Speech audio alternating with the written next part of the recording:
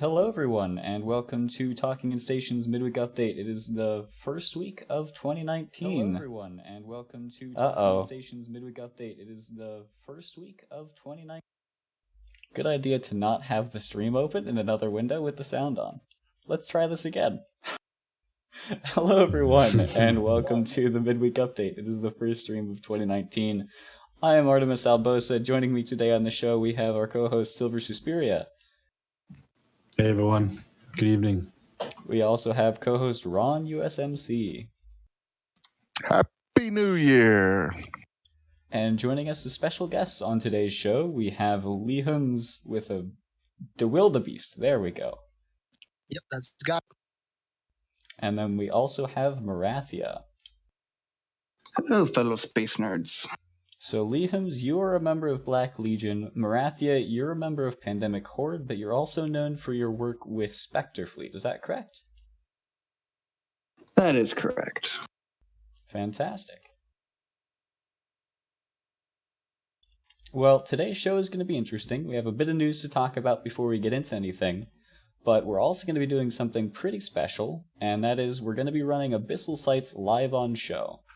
So we have two types of methods we're going to be showing, both of which are doing dark sites, because those are the least run. There are very few-ish guides about how to do them, and so the prices are super low on them, and the loot is very expensive.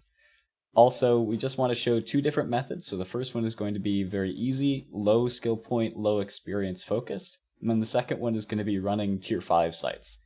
So you're expected to have a bit more SP, granted they're the Frigate sites, so it's a lot less cost and a lot less SP required than running the cruiser sites, but still more than doing the lower SP ones. But before we get into that, a bit of news that's been happening today, or not today, 2 days ago? Was it yesterday? Silver, when did this fight happen over the Fortizar out in Cloud Ring?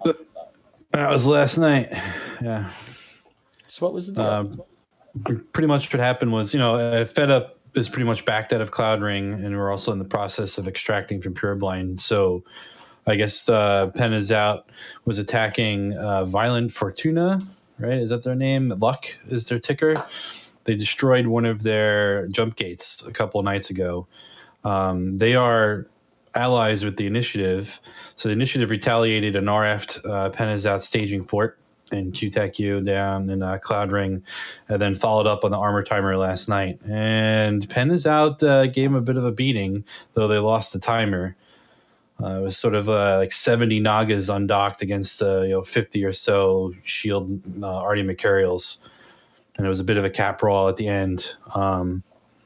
Pretty interesting. I'm interested to see what happens here on the final timer. I'm not sure that it went exactly the way Init had planned, but Naga's too strong. How did the Nagas go up against the Mercurials? Was it equal numbers? Was there Nagas just at range? Were the Monks autocannon fit? It looked to me like the Max were artillery fit, but the Nagas had about 7 command destroyers with them, and they were shooting at range.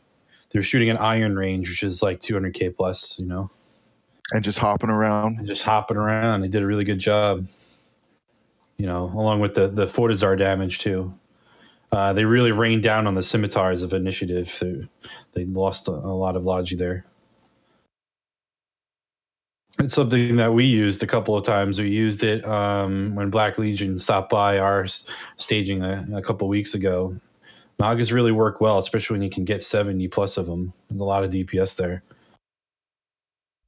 It's interesting that we have Snuffed Out fighting alongside Penizout against the Initiative. Both groups known to be friendly with Snuffed Out, but Snuffed Out has sort of chosen their side, and they're siding with Penizout in this particular instance. Yeah, I mean, I think that dynamic's still complicated because the U.S. time zone stuff guys have really always flew with Pen is out. That's nothing new, although there's a few new groups in there, right? Like Tissue. Tissue's sort of new in the last couple of weeks, and Maverick Navy also joined. But those are groups that would have flown with Pen is out had they not been with Snuff, too. So it's complicated, I think, is the short answer there. That's an interesting area of space to keep an eye on. And another area of space to keep an eye on, which we've been talking about recently, is Highsec. Because the war for perimeter is sort of still ongoing. It's simmering, right? So the market is veritably controlled by test, but there are ways to interrupt it by anchoring other structures with markets on them and undercutting the test alliance. Please ignore broker fee or sales tax rather. And so then the offshoring market, particularly for Plex and injectors, things which are easy to move around, particularly in a very safe manner, they very quickly move over to where the lower sales tax is, and so TESS loses out on ISK. And we are seeing Horde and presumably I Choose You doing this quite a bit, and some interesting fights taking place as a result. Ron, tell us about how this is developing. Yeah, it's still the same sort of, kind of goofy mechanics, right? Which, when you drop a structure, you have 24 hours, and then, it comes online, it starts repairing, and it comes online. And then as soon as it repairs and comes online, you can get the market up. So it's such a small window when they drop to be able to war deck them, because it's a lot of random small corporations, like two-person corporations, and it's the same. It's I Choose You, or one of his cohorts, but don't think that against that gameplay, because I think that's fair. And it's cool and it's fun, and it brings some interesting things, to Highsec, because we have to stay on the ball. We have, this SIG set up for it, and it's fun, and a lot of people enjoy it. So, the weird thing is, like this happened 4 days ago. One of our nesters, we think, had a kill right on him. So what that means is now he can be attacked, but we can't help him. So we had a massive amount, of Dominic's, Nestors. We had Lashak's. Everything was just sitting there, and we're just watching, our test bro die. And we couldn't do it because it's not even about suspect timer, right? It's about if we would have got involved, Concord would have, just wiped us out. So it's really such a weird mechanic that a lot of people are very good at playing, the aggression timers versus Concord versus kill rights and all of this stuff. And I wasn't on the fleet, but then I think it was yesterday or night before last, we lost like 2 Nesters and a couple of Lashaks, and it's ongoing. And, he gets, the Plex market for 24 hours, 12 hours, 6 hours, and he just keeps on doing it over and over. So for us, and that's the kill report. And for us, that's just more content for us, another avenue for our members to find content and to have some fun. So we're enjoying it, but the mechanics are very tedious, and it's very not Nullsec. So we are always flying around like, well, what does this do? What does that do? What is it? Do safeties green all the time? What can we do yellow? Interesting. So in other news, we had a couple of Titans die today, yesterday, depending on what time zone you're in. The first of which was a member of the Initiative, and it died in Fountain, which theoretically should have been able to be saved, but in this particular case, we've been reliably informed that it was a new Titan owner, and so they weren't in super capital groups. They basically weren't able to call for help as they otherwise would have. But that was an avatar that died in Fountain Space, a member of the Initiative. Good job to Losech Nyasalopin for catching that one and killing it. And then we also had another Titan die, which is just my absolute favorite thing. I swear it looks like this guy thought he was in a Vagabond, and he was just happened to be in a Ragnarok. So we've got a double nanofit Ragnarok. Apparently it's not that uncommon, I'm being told, in the elite PvPer scene. But it was just one of my favorite kill mails, I've got to say, of this. Well, it is my favorite kill mail of this year so far. It's a beautiful fit. People might say that that's common, but that's going to be a kill mail that would be hard to live down. I'll be honest. That would be hard to live down for me. If I died in that, that would be rough. I mean, if he was using it to try and drop on like battleships and stuff. Well, it is definitely Hoffit. It's interesting to me he had a targeted Doomsday instead of a boson. The boson was in his cargo. But it seems to me like this guy is just a solo PvPer, small gang guy, does a bunch of stuff in Venal, and instead of his normal like Lokis and Barghest and Orthruses, he decided to take out a Ragnarok one day. So very interesting times we live in Eve when a Ragnarok is just, maybe I'll fly a Ragnarok today. In any case, let's hop into the fun part of the show. Well, at least in my particular instance, the fun part of the show, because I get to do some new things, and that is flying some Abyssal sites. So the first thing we're going to be doing is low SP, sort of very easy, level 2 dark. Those are the agitated dark filaments, and Morathia has made a Tristan fit to run these sites with 3 players, low SP, very easy to get into if you're new to Abyss or new to the game, period. So Morathia, walk us through this. Well, for those of you who don't know, abyssal space is divided into 5 different types, each with their own corresponding filament. The one we are running today, the dark site, gives a flat 50% velocity bonus to any ship that enters them. Now, they are limited to either a single cruiser, or if you're in a fleet, you can open 3 filaments at once and allow up to 3 frigates to enter. Frigates, of course, being much smaller than a cruiser, can take great advantage of that speed bonus to do what's called sig tanking for the NPCs. Now, the Tristan is very much a jack of all trades frigate. It's been used forever. In fact, CCP just buffed it not too terribly long ago. And its drone weapon system, while affected by the other effect of the dark, the reduction to optimal range and fall off, isn't affected nearly as much as a turret platform would be, like say a Punisher or a Crusader, any of those type of ships.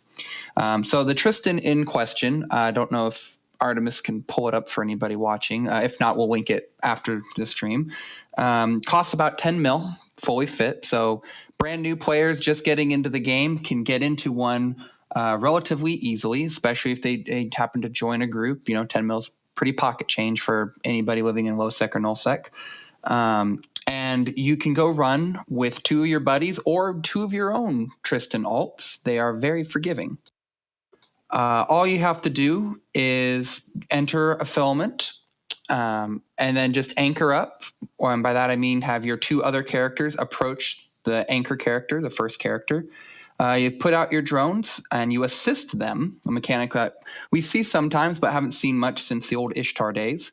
Assist them to your anchor, and your anchor basically flies you around, drives you around like a chauffeur and cleaning out the site. And it makes a lot of money to do it too. All right, well, so you, Morathia, are going to be flying with us. I'm going to be flying as well, and then Silver has an alt. He's going to be flying with us. Silver, this sounds pretty easy to me. Are you ready to hop into it? I think so. All right, are you ready in Jita, Morathia? I am indeed. I'm hiding off in a spot somewhere. Oh, okay. Well, then I will undock and squad warp us to you. So, Silver, go ahead, undock. Undocking. I'm not used to being able to fly freely in Jeddah. This is scary. Silver Clemente is militia Galmil.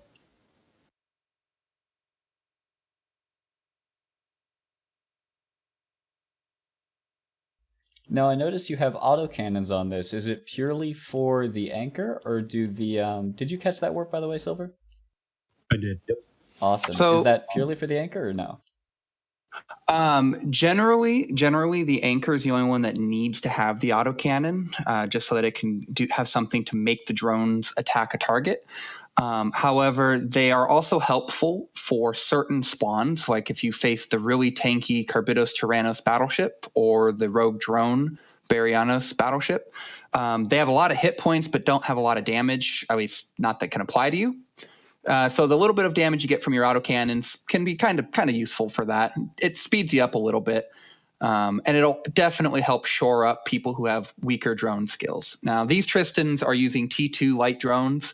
They do take a little bit more time to get into, but by no means are mandatory. You can go run T2 darks with T1 drones, go complete 1 or 2 sets of sites, and then you can go buy some faction or T2 or whatever floats your boat and run them with that.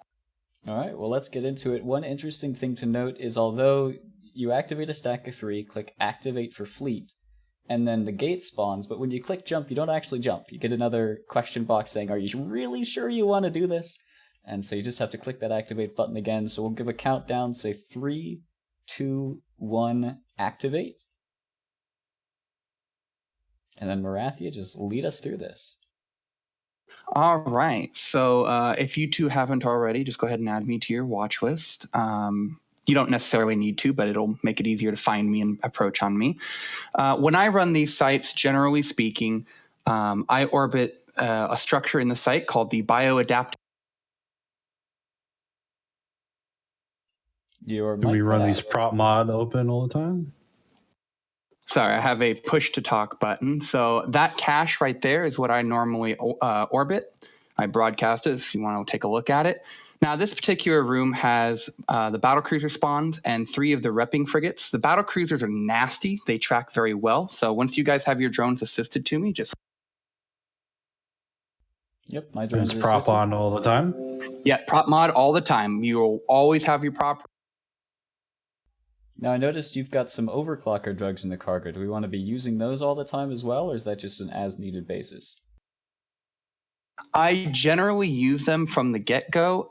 They're more for a additional benefit. So people who have weaker skills with micro warp drives or just core skills in general, they'll go a bit slower. Now, these sites, you kind of need to have a minimum velocity before you enter them. So if you hover over your micro warp drive in here, you'll see that you have a speed of around 5,000, depending on your skills. Before you enter the site, you need to have about 3,400 to 3,500.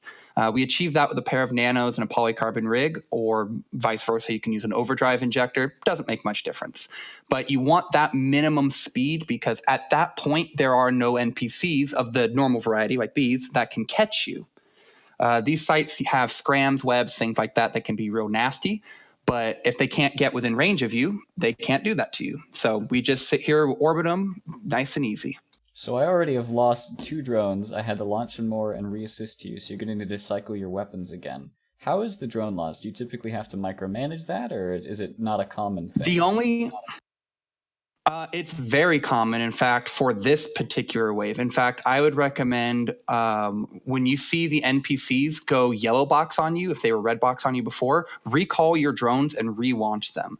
The battle cruisers explicitly target white drones more than any of the others. And I don't know if that's intended necessarily because traditionally battle cruiser size NPCs don't.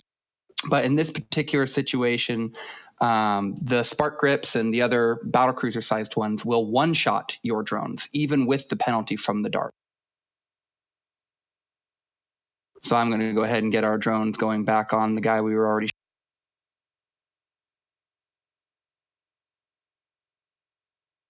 But as you guys can see, when they are trying to shoot at you, like I have one currently trying to shoot me, they can't hit you. They can't track you or do anything to you.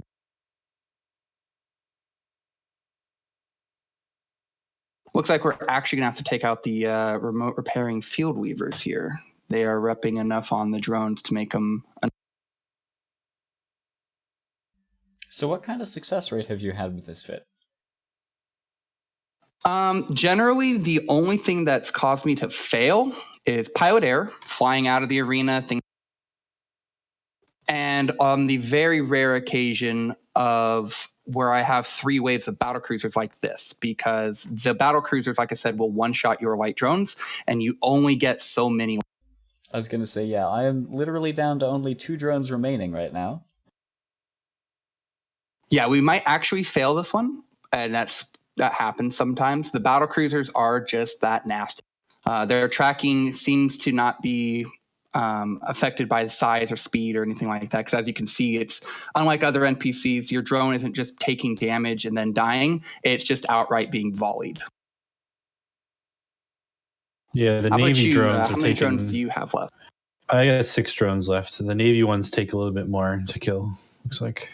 Yep, they have 50% more hit points, I believe. So I'm able to yank them before they're dead, even though some of them are low health now. Yep, the other thing that's important to note about these sites, I don't see them in this, but there are little stasis towers. They're not actually stasis towers, but they're little towers that float around in the site. One of them is called the Automata Suppressor. They come in 2 versions. And those automata suppressors are basically smart bombs, and they will kill your drones if you leave them inside of the range of them. Now, the short range automatas only have about a 10 to 12 kilometer range, so they're not that. Sorry, I have to micromanage my drones. But the medium range ones will kill your drones from up to 30 kilometers.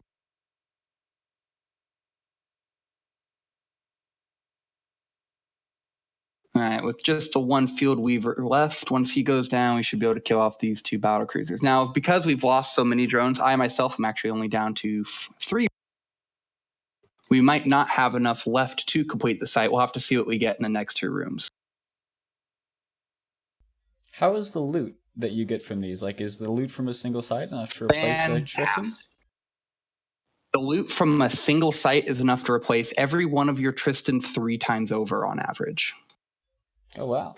When I was running these initially, and this is of course before the price drop on a lot of the loot, I was able to basically buy faction frigates with the loot from one site. Now, of course, the money value of things has gone down, so I don't think that's still an option anymore. But these Tristans cost so little that even if you have a really nasty spawn, like for instance a bunch of battle cruisers that kill you or kill off all your drones to make it so you can't run anymore, you just go back to Jita, grab another one, and go at it again, because the filaments that we didn't really talk about too much, the filaments are tier 2. They cost, I think, 200,000, aren't they, for each filament? So you're looking at, for 3 pilots to do one site, you're looking at a startup cost of about 30 million ISK, which is not anything really. Yeah, I think it's kind of surprising that such a cheap ship has even, somewhat of a success rate. It's funny. Well, yeah, unfortunately, I just lost mine. Me too. They did manage to kill off all of our drones. I got 4 left. Go Navies. 3 left. Well, what we can do here is we can actually go in closer. I'm actually going to change my orbit on them, so you guys will probably change abruptly as well. If you die, oh well. So we'll just go in and we'll put our autocannons on them, and we'll see if we can continue to apply with our autocannons as well. Artimus, you are guns hot. Guns hot. I wonder, how many SP do I even have in gunnery?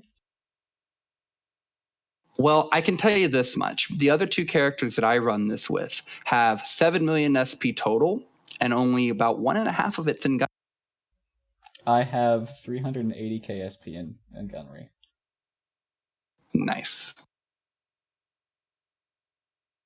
It's nice to see you guys are dying first. Explode. Oh, of course. I've had one of the spark grips actually on me since the start of site. It's that strike grip one. He decided to ignore everything and go after our drone. Ah. Yeah, he's the one that's been killing off all of our drones by himself. That's why I've been trying to kill him first in the hopes that we could actually get. Now, unfortunately here, I did just get a wrecking hit, so I just died. So you probably are about to join me very shortly. No. I'm watching Silver Ship very carefully. I want to see the pre-explosion when he dies. Oh, and there he goes. I like Artemis is overheating the guns. Overheat them. But yeah, so like I said, the beautiful thing about doing these sites with the Tristan, you don't require any implants. You don't require a whole lot of skill points. So even if you do experience failure, which you will, okay, you just lost 30 mil for the whole fleet. I don't know of any other PvE activity where you can lose 30 mil and then jump back into it and make it back in mere minutes. Now, had we succeeded, had we not had the worst spawn, which is the battlecruiser spawn, we would have probably expected to make about 65 to 70 mil from this site on average. I didn't actually shoot the cache for this room. I should have probably shot it to see what we had in it. But the most expensive things that you can get from these sites are skill books. The new Destroyer skill book, especially, is worth upwards of 300 million. And the weapons specialization skill books, small, medium, and large, are worth upwards of 500 million. So if you get even one of those drops in a site, you have effectively paid for your fleet of NPCs for days and days and days. So we could sit now, here for and some wait reason, for the timer to kill us, right? But I'm just self-destructing my pod. They're supposed to be podding us, but they're not. I don't know. They're shooting one of you because they're not tracking you. They're not the shooting sites me. actually do not pod. They Yeah, do I'm not- pod. I've been podded. I've been podded by Carbitos Tyrannus before. I Really, believe it's by just the drones? drifters are the ones. The Yeah, drones are the the drifters drifters will pod will you. pod you. Well, that would make sense. Well, either way, self-destruct. We'll go back to Jita, and you guys can show them the Hawk one, which doesn't have a failure. Well, I mean, Well, of I don't course, wanna if you do say- stupid things, you'll die. Don't say But- that. Don't say that.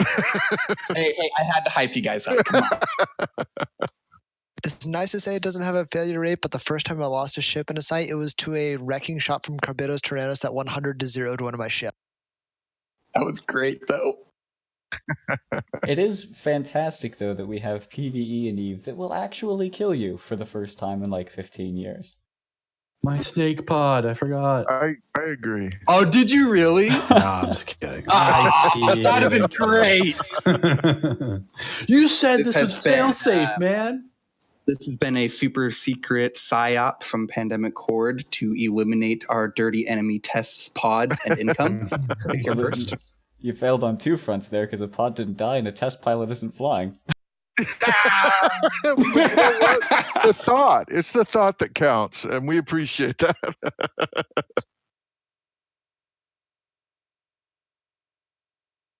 Well, did either of you have any questions about the Tristan runs? Obviously, we didn't succeed, but if you had any questions on how they ran while I sit here and self-destruct, How do you prioritize your targets? How do you choose what to shoot first? Okay. Well, the most dangerous thing in any site is actually energy neutralization. The medium and large size ships, even though the optimal range of their turrets is reduced by the site, the optimal range of their E-war is not. Now, their webs and all that are usually only about 10 kilometers, 10, 15 tops, so they don't get within range or are in range for long enough to do that. The newts, however, are, and the newts on a frigate are just like neuting any other frigate, so you will lose your capacitor very, very quickly. So neuting ships are usually my number one priority. After that is actually sensor dampening ships. Now, normally sensor dampening ships are kind of ignored by everybody and everything. But in this particular site, because you only have a 50-kilometer max lock range, you need to remove those frigates or you won't be able to lock and assist your drones onto things. And then after that, you can kind of just pick and choose whatever you want. If there are, for instance, a lot of webbing ships and you're worried that they might get on top of you, you can prioritize them. Or alternatively, any kind of remote repairing ships, such as those field weavers that we saw. Those are also a nice priority to get rid of. And if You people just get are unlucky with that insane drone aggro. That was just the spawn we got. Is that typically something you have to be on top of? Like maybe Navy drones are the better choice there? Generally speaking, from running these sites now I've ran them with Tristans for about 2.5 weeks. I've lost 3 Tristans, and that's counting my ults. I had a full wipe once. No, 4, counting this one. Generally, drone aggro isn't so much of an issue from the NPCs. It is, however, an issue with the automata suppressor. Now, the suppressor won't one-shot your drones like those just did, but if you leave them alone, in about 30 to 40 seconds, you will be in hull on your drones. So the moment you see all your drones take a little tick of damage, it pays to see where the automata suppressor is, and if the NPC that you're shooting at is sitting on top of it, go after a different target. Yeah, that's the AoE weapon, right? Sort of like a PDS, right? Yep, it's exactly like a PDS, in fact. It'll affect, and something of note about that is even if you do get completely defanged, you can still complete a site as long as your opponent NPCs are the Rogue Drone frigates. Now, that was the Rogue Drone battlecruisers, but those Field Weaver frigates, they also take damage from the Automata Suppressor.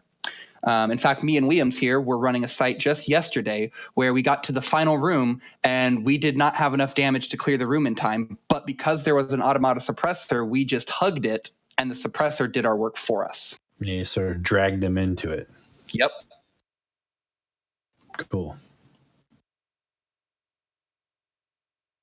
Now, even though we did fail on this one, I will post on the Talking in Station Discord here in just a second a video that I recorded previously where I was doing all three of the Tristans, and I ran for about 40 minutes, give or take, without any failures or anything like that.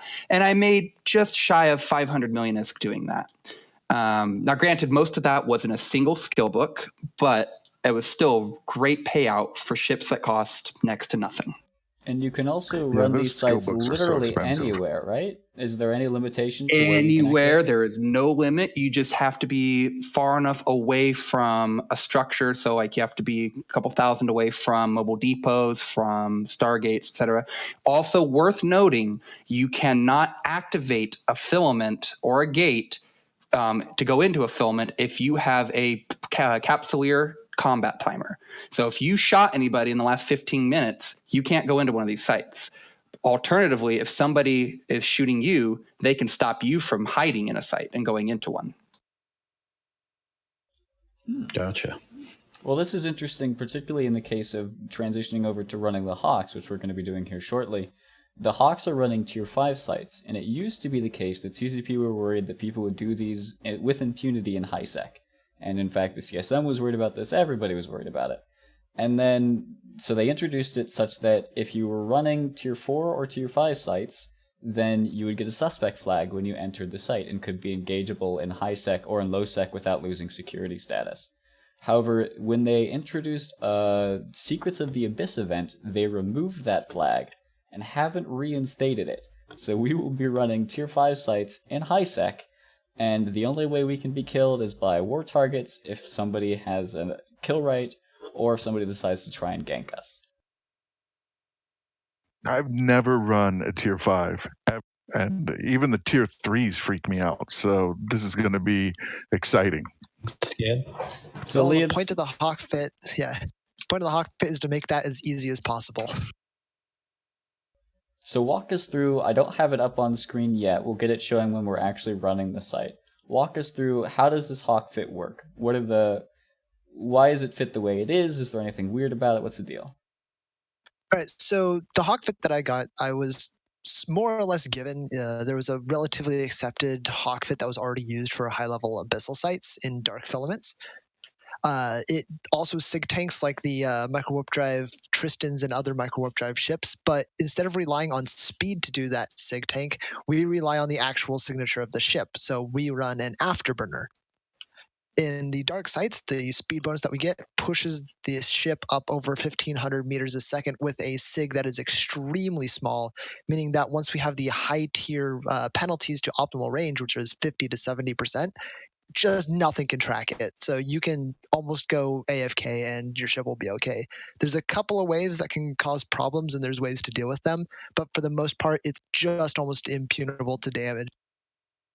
Now, it's worth noting that we've been mentioning the names of particular ships and sort of saying, oh, if a ship does this or if a ship does that, then you have to be worried about it. And so you may be wondering, well, how do I tell what a ship does before it scrams me and kills me? And fortunately, EVE University has our backs once again, and the EVE University wiki has lists of all the ships you will find in abyssal space, as well as all of the things they do. So a ship is named based on what it does. And there are ships, the drifter, cruisers, and battleships, which their name of the ship does not tell you what they do, but the type of the ship. So you'll notice in the overview, it has two columns. There's one called name and there's one called type. Type will always tell you what the ship does if you're in abyssal space, and you also know what the different names mean. So you can see here on the University Wiki, which I have pulled up, We've got the rogue drones, then the drifters and the seekers, sleeper drones, all of that sort of thing. These are always useful to know in the back of your mind because that's how you're going to know what targets to prioritize when you're running these sites. So like with the microwarp drive and other kite setups, the biggest threats to your overall survivability are things like webs and newts. But since we're running afterburners, scram ships don't matter. They can be one of your lowest priority targets. So usually when I go on the site, the first thing I look for is anything that is fast with a web, and this would be the Damavix or the Snarecaster drones. Everything else, we are fast enough or small enough that their webs won't significantly affect us. And then after that, I will go for anything with a newt that can keep up with us, because if you get neutered out, that can be problematic. Now, neuting is the biggest kind of general threat to the ship. It is going to be an active tanked ship. So if we get neutered out, we can't rep, we can't turn on our prop mod to sig tank, etc. Fortunately, to counter this off, we're going to have 3 cap batteries on these ships, which will do a combination of reducing the effect of newts that is going to be applied to it, as well as giving us a tremendous amount of cap regen. So we can often, in between newt cycles, get off cycles of the rep, cycles of the prop mod, and it's usually enough to keep yourself alive until you've weaned out the newts and damage. In the ships, we will also have 2 types of ammo. We'll have the Tech 2 ammo and the faction ammo. Tech 2 ammo, of course, is for hitting the big things and doing the DPS bashes. But for shooting the small ships, faction ammo will apply more DPS than T2, so we have that on board as well. And finally, we round it out with a Pyrolancia booster in order to just give us that little bit of extra DPS as well. All right. Well, Ron, are you ready? I'm ready. Fantastic. Everybody go ahead and undock. So like how Morathia ran, we'll just do an anchor up. I will anchor on my... So you can just approach it. I will broadcast targets as necessary.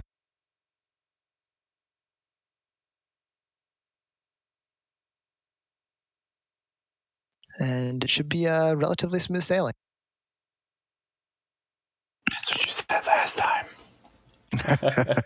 Morathia said, Do you I don't want know about you, faction I or just tier said they 2 couldn't die to loaded NPC. first? I generally try to go in with faction ammo loaded because Okay. the biggest threat ships are always the frigates. Cruisers and battleships are no real threat, so you can spend the extra time to reload to them. Okay. And of course, the moment we get in, you'll just approach me, turn on your prop mod and shield booster, and it'll be good to go.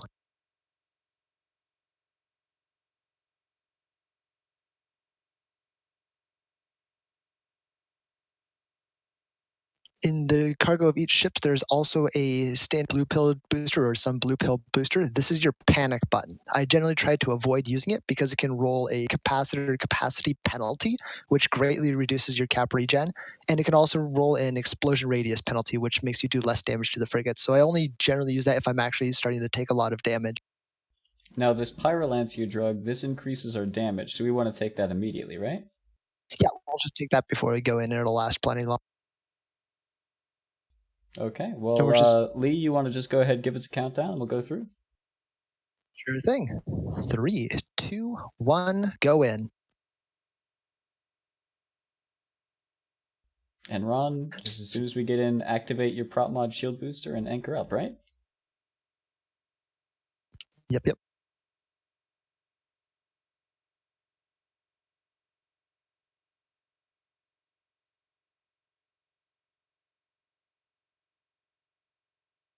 Oh, cool. We got one of the bad waves. So I'm gonna... Twice in a row. Yeah, no, right? No, it's not too bad. So what's bad about it?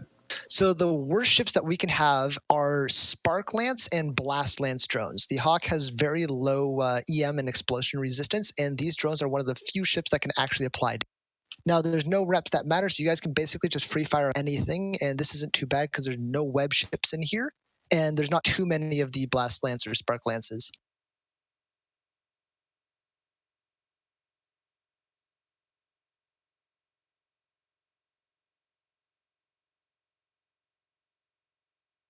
Does no one have a ship skin? I do. You do? I don't. Yeah. I don't see a ship skin on you.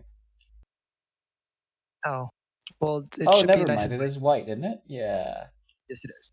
Too many things are shooting you. Yeah. Can you tell the rats to stop shooting you? Like, it's rude. Well, It's for worth noting, Williams, you should probably explain to them also about what the automata suppressor means for your Hawk. That is true.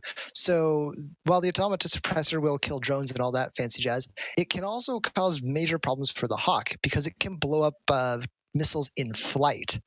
So if you find yourself facing a fancy spawn that's just kind of chilling inside one of those, it can be very difficult to kill it off in time because all your missiles get blown up. So I've often had to kite rats away from automata suppressors just so the missiles actually get there.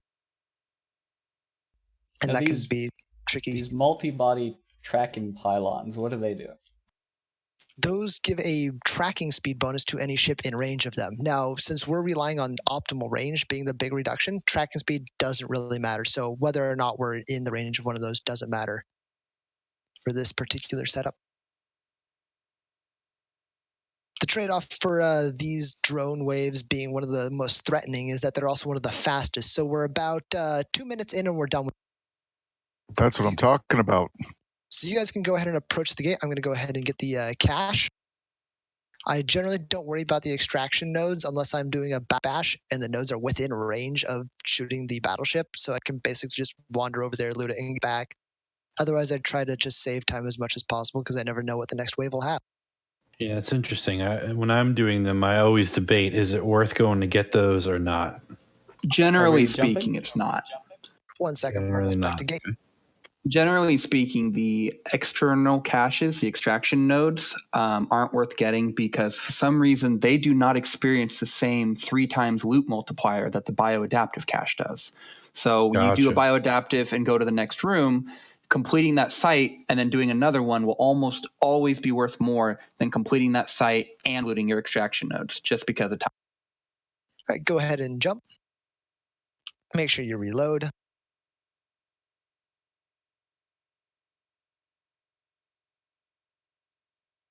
Cool. This is a nice, easy wave. So we'll start off killing the Skillas because they will receive the least amount of remote reps from the Lucid spawns, which are Drifter wormhole rats, and they do have general remote reps.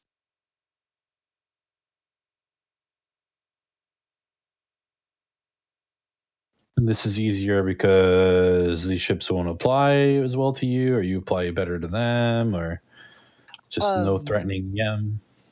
Well, the all of these ships that are in this room remote rep, so the skill is going to get the least amount of benefit from that because it's got the least amount of armor tank. Gotcha. We'll shoot that Sentinel next. So that Sentinel that I just broadcast, we'll actually try to follow stuff in a little bit of an order here because they do all remote rep, and if we split our damage too much, then we will not be able to break things quickly. It appears, Williams, that Artimus has tags. So if you want to use tags and show them tags, you can. I'm a bad and I don't know how to tag. You're right. Someone didn't pay attention to my incursion fleets. Well, he's also like not in a squad command position, so that would also work. Next. So there are some of these upholders that can web. Fortunately, though, these ships are fast enough, they usually drift out of range of their webs and they don't hold you down. But if you do end up getting webbed by them, you can focus those down first. I'm taking down these Sentinels as they are the neuting ships. So even though we have triple cap battery, we're still scared of newts. Yes, it takes a lot to really have the newt pressure be an issue. It usually takes about 4 newt ships for it to be an issue. But I always just play it that way, and there's not really a huge difference anyway. We can go for that upholder. Now, for these cruiser waves, we're shooting Navy still. Would we want to use T2 at any point in time, or is Navy just the go-to unless it's a battleship? We would. I'm just a bad and forgot to reload, so you can reload to the skirt. It will go through them faster. We have plenty of time for this side anyway, no matter what the last wave is. Now, on this fit, the mid slots do cost a bit. If I recall correctly, your total price is about 400 mil per ship. How many sites does it usually take to replace that? About 6 or 7. The average payout from a T5 site I have found is somewhere in the neighborhood of 200 to 250 million ISK. and the average site time is about 15 minutes. And so it'll take, to cover the cost of a full wipe, you'd have to run about 6 or 7 sites. Fortunately, though, because these ships are all independent and are independently strong, if you do lose a ship, it is not the end of the site. I have had an instance where I lost a ship in the second wave, and I was able to finish the site, get my loot, and get out. Nice. So that's definitely one of the perks of having very self-sufficient ship. There have been thoughts about tinker setups and whatnot, and that would be one of their big weaknesses is if one leg falls, the whole thing's down. I mean, I'm hitting him pretty hard. I mean, 530. Yep. You know, from a Hawk. I mean, yeah, no, that's these pretty hawks are set up to have pretty high DPS for a Hawk. With the Pyrolancia, I have about 240 DPS, and I also have a couple of implants in my setup. Yeah, I have 241.6. Yep, it's pretty good DPS. So you end up matching the DPS output for most Gila setup with just these Hawks, and you're taking so much less damage than a Gila would. It's also worth noting that we're running tier 5s, and the majority of the fits that let you run tier 5s require not only faction and dead space fit cruisers, but also pretty pricey implants as well. So we're the full cost of our entire fleet less than 1.5 billion, which is sort of the minimum end of the cruisers to run tier 5s, right? I'm not too familiar with the cruiser sites. I haven't done a whole lot of Abyssal stuff. I've just tinkered around with the frigate sites a little bit and found them to be surprisingly. No, you're right about that, Artimus. I think you're right. Yeah, Awesome. just the kill mails from the Gilas. I mean, 2 billion Gilas, right? Mm-hmm. It's really sad to see people fly 2 billion as Gilas in these sites because it really doesn't require that much to run them. My normal Gila is about 450 mil, and it will run all the way up to a T5 Gamma. Now, granted, that's just a Gamma, but... Now, before we enter the next room, we want to reload to faction, right? Yeah. When I'm just running it and triple boxing it, I don't usually reload between rooms to swap it just because it's slightly harder to do. But yeah, optimally, you'd want to reload to Navy between each room because the frigates are by far the biggest threat. Okay. All right, go ahead and jump. So we're anchoring on you, right? We're approaching you. What are you anchoring on? So if there's a frigate spawn that I have to dodge out of the way of, I'll kind of fly all over the place. If there isn't, let's kill off these snare casters real quick, just free fire on them. If there isn't a frigate spawn that I have to dodge out of the way of, I just go and orbit the gate at 10 kilometers. No battleship will track you, no battle cruiser will track you. No, the cruisers track a little bit, but it's generally not enough to break through your reps.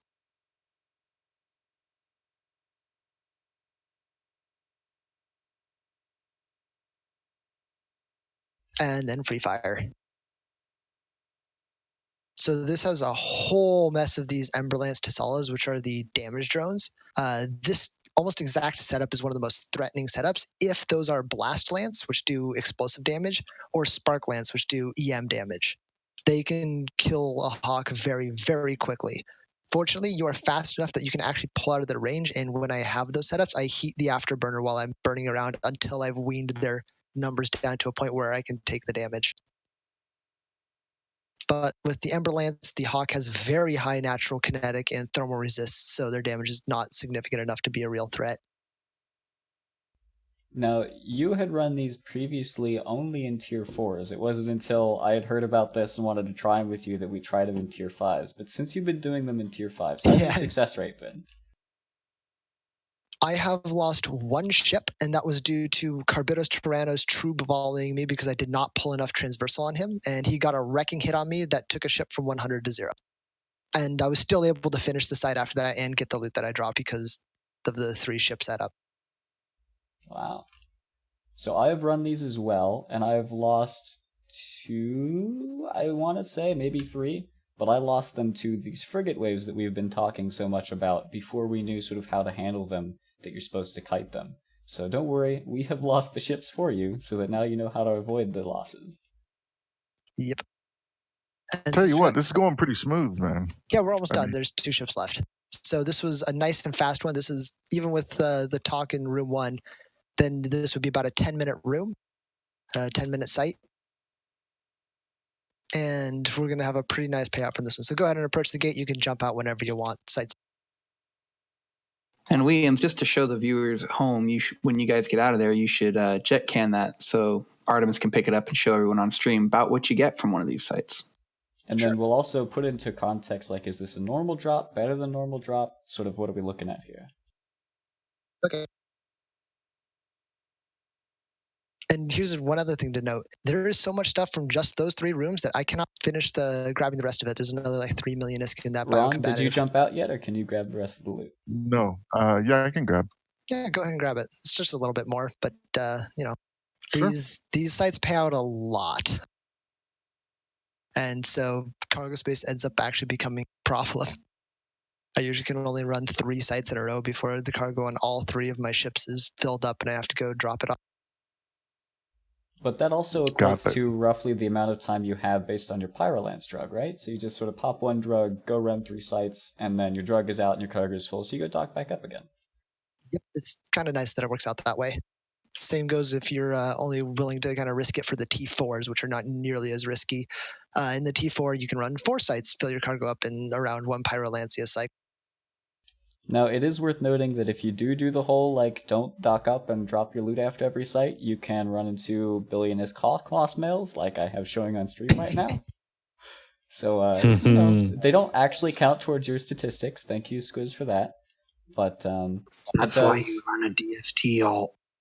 Yeah, that's one solution that I came up with was to park a DST alt with the fleet hangar open right at the outside of it. And so at the end of every site, you just deposit whatever you got into there. So I'm opening up the can now. Ron, did you drop your loot into this guy? Have you exited the site yet? Oh, no, I was docking up. Here, I'll walk back to you. It was just a little bit more of the crystalline isogen 10, about it was like 20 or so units. So this was a pretty good payout. This was an above average payout. We got a couple of ship blueprints. The Drakavac sells for around 20 million ISK. The Vedmax, not worth a whole lot. They've been out a while. Oh, I accidentally gave you my filaments. We got a couple of filaments, and then the big thing that T5 gives you is a lot of gravid and unstable mutaplasmids. The market for those is really shaky. There's usually pretty big discrepancies between the buy and sell orders, so you can get more money if you're willing to leave some sell orders up, or you can just sell them to market to get a direct payout. Those survey databases are filled by NPC buy orders, and we got around 100 million ISK of those from one site, and that's pretty average, is around 100 mil per site for those. And then a little bit of the Isogen 10, around another 100 million ISK of that for use in building ships. So overall, this was going to be somewhere around the 300 to 350 million ISK payout for 10 minutes of work. I jettisoned that, Artimus. Awesome. All right, well, you guys can scoop that stuff back up, and we can go dock up real quick. I did try to check the market, and then I realized we're actually not in the Jito market region anymore, so it doesn't exactly Yeah, work. I saw that earlier. Yeah.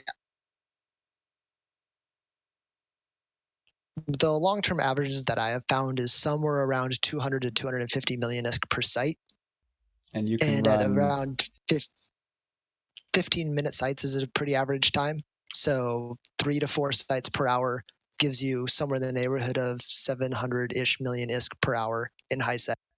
Now that's if you're triple boxing all 3 accounts. So divide that by 3, you're looking at 100, 200, more than 200 mil? More than 200 million ISK per hour if you're flying with 3 friends. So and it's worth noting.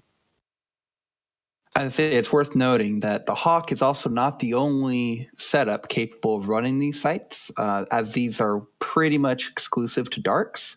You can also run the Retribution and either 3 of those, or Retribution and 2 Worms in the other 4 variants of site. That is Gammas, Electricals, Exotics, and Fire.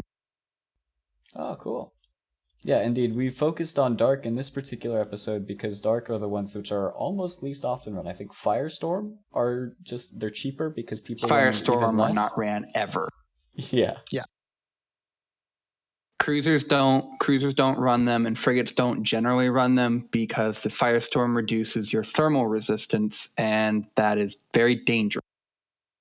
The Damavik spawns and the Vedmax spawns do heavy thermal and explosive damage. So if you're eating a fat thermal penalty, that can be pretty nasty if you get caught by those. Yep. And it has an armor HP bonus, which means you would tend to run armor ships in it, and the explosive resist is typically the lowest on armor ships. Correct. And on top of that, the armor HP bonus affects NPCs. All of these effects work on NPCs. So on average, you will run sites almost half as fast by increasing their tank. So what you guys are saying then is me running the Firestorms in my Caracal, probably not optimal. Probably not. So an interesting note with the dark filaments in particular, the fall off bonus gets stronger as you go higher up in tiers, as he's showing right now. So this actually means that the Hawk gets safer as you get higher in tiers because the rat's range gets lower and lower to the point of when you get 70% spawns, most of the rats orbit outside of the range of their guns. So you can basically, and I've messed up a couple of times where instead of orbiting the gate, I approached it. And so my velocity dropped to 0, I was neutered out, and I still was able to tank it by pulsing my shield booster until I realized I wasn't moving. And that was after sitting still for 30 seconds. Wow. Also worth noting that while missile boats like the Hawk get better, the higher the tier you go in darks, drone boats get worse. So don't try running drone boats like worms and things like that in higher tier darks. You will fail. You'll fail because the drones eat that optimal range penalty, and then their own range is less than their orbit range, and so they can't apply well. All right. Well, that is a newbie-friendly way where you can lose the ships and replace them very quickly. We lost our ships in this particular case, but that's rare, at least so we're told. And then the Hawk method, which is for more experienced pilots with a bit more SP and a bit more starting cash, but safer and significantly more profitable. If I recall correctly, Liam, you said you made something like 10 billion ISK over 5 days? Yeah, something along those lines. I've currently in the about last and a half-ish that I've been running these earned about 15 billion ISK off of these sites. Yeah, Granted, you know that what's is good about spending this? quite a bit of time, though. Yeah, several hours a day. What's good about this is I teach my guys, or I tell them all the time, like they complain about ISK grinding, like what do I do for ISK? And the best way I found not to burn out on anything is to vary how you make your ISK. Maybe you do ratting for a little while and then you feel burned, go do some abyssal sites. It's different, it's fun, and you know you switch it up and it's still good ISK per hour. So that's why I like them. Exactly. I do the same thing with dreadnoughts, rorquals, you name it. Just always rotate what you're doing to crab, or you're going to get upset. Are you a fellow Horde Nullsec Ratter? No, I'm actually an anti-cap Nullsec Ratter. Revelations OP, bro. See, I was going to say that, you know, the one thing I liked about this is, you know, as an F1 monkey, it was very, you know, I respond to certain commands. And when you, you know, Artimus, take the gate. Okay. Yeah. Anchor up. Okay. Yeah, I got you. Now you're speaking my language. Free fire. I got you. I'm down. Yeah, that felt very much like, you know, flying in a fleet where you could be comfortable following lead and still making money. And it's also Now, something which is easy to get into FCing as well, right? Because you're identifying, okay, which targets do I need to prioritize? You may have to do a bit of anchoring, although not that much of it. And then you're also just broadcasting targets for your fleet mates, exactly what you would do in a regular fleet. So it's a great play to explore being an FC if you've never done it before. My opinion, at least. Who knows? Yeah, no, that makes sense. Totally. Very cool. Mm-hmm. Yeah, I'm down. Now, I was about to ask you, Artimus, if it's possible to post links in the Twitch chat, but apparently I've been banned from the Twitch chat for 10 minutes. Well, you know, you should be less toxic. That's all I gotta say. You know, the toxic patrol is watching you. Look. Yeah, that's funny. Well, you can definitely post it in on the Talking in Stations Discord, and everybody can find it there in the links channel or the public channel or wherever. In fact, if you'd like to discuss these fits, or I may be in the future taking out some fleets of just teaching people how to run Abyssals, if there's interest in that, you can check the fleets channel for that. It's interesting, I was expecting when these things came out, in fact, many people were expecting that, like, the incursion community would take this and run with it, and so you'd have, like, NPSI Abyssal fleets. But we haven't really seen much of that. Why do you guys think that is? Most likely due to the limited number of people that can be. Once you've got it figured out, you don't need an FC. You don't need the large coordinated groups. You can just grab your filaments and go. You don't need to have friends to do this. Yeah, I was going to say the same thing. It's very small. You can do this on your own. It's not Another really risk what the- that's very common is you have to worry about the other two random people. I mean, doing a site with friends is usually okay, but public fleets by nature are a lot less secure. So if you were to go run a site like the one that you and Williams just did, one person could grab all that loot and run off with it just because it was a really good spawn. Yep. I've That's a fair had point. spawns that were. I've had a single site drop me around the order of 800 million ISK because I got 2 good skill books. And if someone had less than honorable intentions in mind, they could say, all right, well, right when we get out of this, I'm going to have my gank out ready, gank you, take the money and run. Or throw it so the whole site collapses and you lose your expensive hawk. All right, so I have had a actually quick seen that question. happen. All right. What's up? The abyssal beacons. So I run these down in Nullsec. Now, it used to be that the abyssal beacons were on the overview no matter where they were in the system, but now I've heard that they don't appear unless you're on grid and you That have is to correct. scan them down. Yes, You have to Okay. combat probe them. Oh, you have to combat probe them. Yeah, that was So- always the case. Yeah, it's always been the Okay. case. Yeah, you cannot Oh. see those beacons unless you probe them. However, the moment you open that gate, even if you haven't entered it yet, a beacon will appear Mhm. for people who have probes up, and they can combat probe it down and find you. Do they show Okay. up on D-Scan? No. Oh, that's interesting. See, I thought they did. I believe they do show up on D-Scan. Like, D-Scan towards the moon, and then you have to scan it down, actually, like, the warp to it, but... Because you can use the old the dead spawn tutorial site trick and get a way off grid, waypoint. So I don't know. Oh yeah, Well, I mean, That's I've cool, been man. running I'll have these to check it out. literally in Jita for weeks. Leeham has done similar things as well, and just nobody cares. Since CCP changed it, like it used to be, you can tell which site someone's in. So if they're in a lower tier, tier 1 to tier 3, or in a tier 4 or tier 5, based on the color of the filament, as we're showing on screen right now. The lower tiers are orange, higher tiers are yellow, and they're brighter and they're bigger, etc. And so there was a worry that people would sit around and gank you or wait around to tackle and kill you back when the suspect flag's a thing, but just nobody does. They don't care. So, I mean, it is technically a very, very, very, very, very small risk. But I'm sure, maybe Code, step up your game. Like, come on, bruh. I'm throwing down the gauntlet. Gank me once, please. Like, come on. Oh, man. and it's interesting because when you go into the abyssal site, you go out of local, don't Yes, you do. you? Oh, that's interesting. Okay, well there you go. So in theory, if you wanted to go full metagaming, you could bait it by going into an abyssal site with over-tanked and prepared ships. Come back out, someone's waiting there to gank you. They try to gank you, fail, and then you get to take their stuff instead. Mm. Yeah, I like it. interesting. Yeah. All right, well, this has been fun. We made a bit of ISK, or at least Ron and Liam kept the ISK that we had. It's fine, though. Hopefully the viewers have learned things. You can see that there are some very interesting methods, and indeed, there are a bunch of ways to do this. This is 2 of many, many, many different ways to run these sites. We only showed the dark weather filaments. There are other types of weather types that are easier or more difficult to run. So you can check those out. There are other guides online. Dark is just typically one of the least run, and also what is considered more difficult because healers can't do them. So here are ways that you can do it without a healer, both Nubo friendly and a little bit more experienced.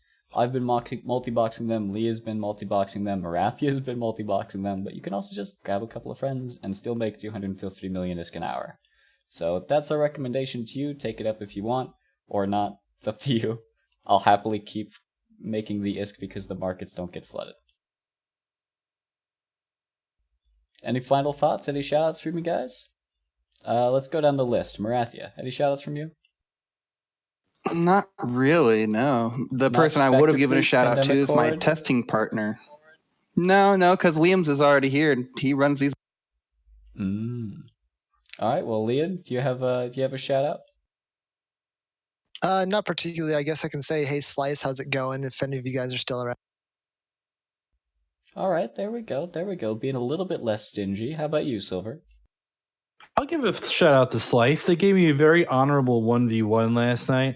I warped in on a bunch of their oracles mining, and I just wanted to kill the Vexer, and they actually 1v1 me in a Cyclone. It was quite nice. So good job, Slice. Awesome. Ron, how about you? Shout out to my test bros. Keep those kill mails going, everybody. I love all this action we're getting up there. I'm actually also going to give a shout out to Slice because I started up an alpha character to test out the tutorial missions and everything, and one of the member corps of Slice just randomly sent me a mail and said, hey, you want to join Slice? We'll give you a free procure. So shout out to those guys. No, I didn't join your corp, although I could have gotten an easy spy alt in if I wanted to, I guess. But Dude, that's awesome. pretty That nice. is so awesome. winning I love right hearing there. that stuff. I love hearing that. Always beware the Slice Procurer. Indeed. All right, well, that'll do us for this midweek episode. It was a bit different than usual. We're just testing things out in the new year. You can catch the Sunday show now on the Talking Stations Twitch channel right here. So make sure you follow to check out both the midweek show and the Sunday show on Talking in Stations Twitch channel. That'll do it for this week. See you next week.